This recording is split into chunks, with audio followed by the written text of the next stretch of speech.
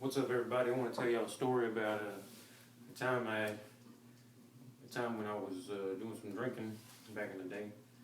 I guess the year was about 2004, maybe 2004, 2005.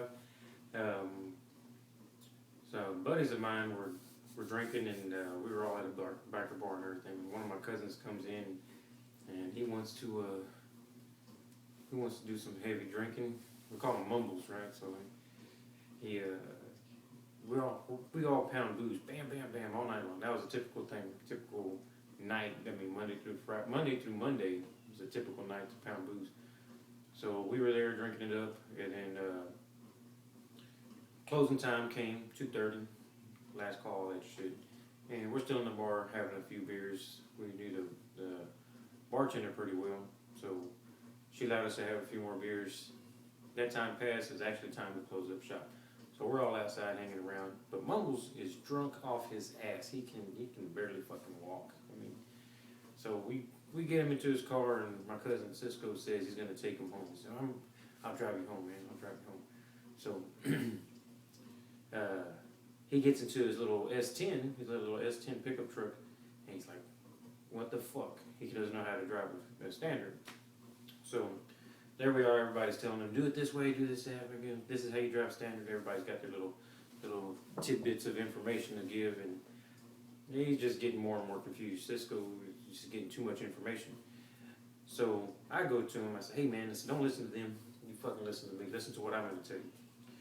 So when you get in there, and I started schooling them about when you step on the brake, when you step on the clutch, it takes the power away. You have it in first gear, and as you give it gas, you let off the clutch. You know, just a little bit for each.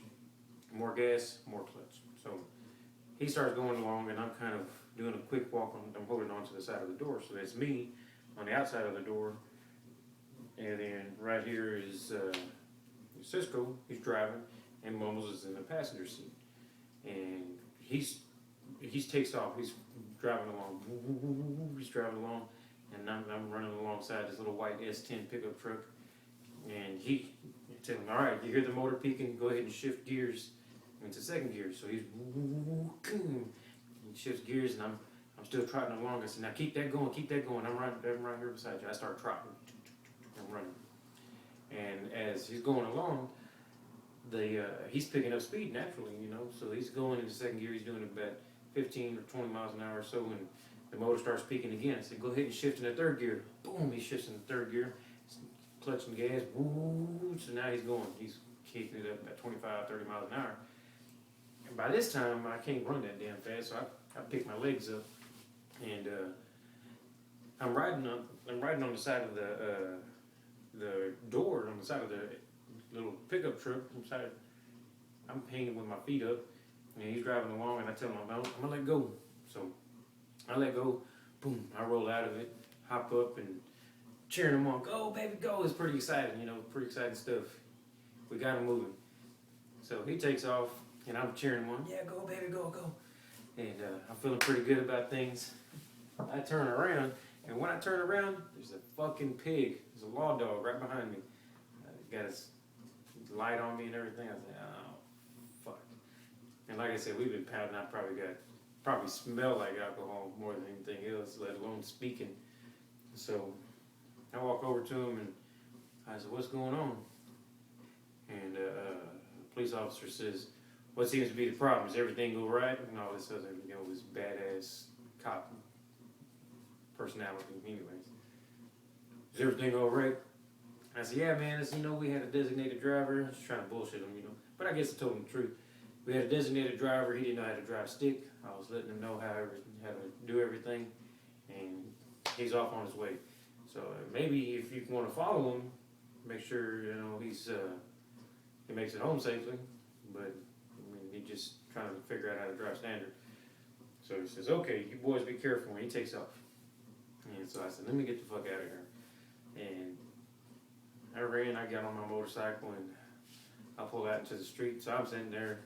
I'm sitting on my motorcycle, my bike, 79 Sportster, and I'm sitting there we start talking. Everybody that's there at the bar, we start chatting it up, having a conversation. I don't end up going nowhere, and I guess it's for a good 30, 45 minutes. Because I didn't even realize my cousin Cisco's brother went to go pick him up. So they come rolling around the corner. There's a one-way coming this way. It's coming this way, and then it turns, takes a right.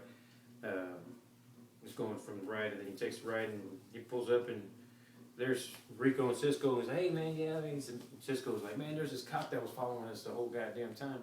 And I was like, man, that shit was me. So we were kind of laughing, carrying on about that. And on the opposite way comes Mumbles. He's driving another truck that he has. It's this big 4x4, 1970 something model pickup truck, 1950 something, 60 something, whatever. It's an old model pickup truck, real bright red. I mean, it's a huge truck. It's almost a damn monster truck. It's a big old 4x4. And he comes pulling around the corner with his fucking lights off.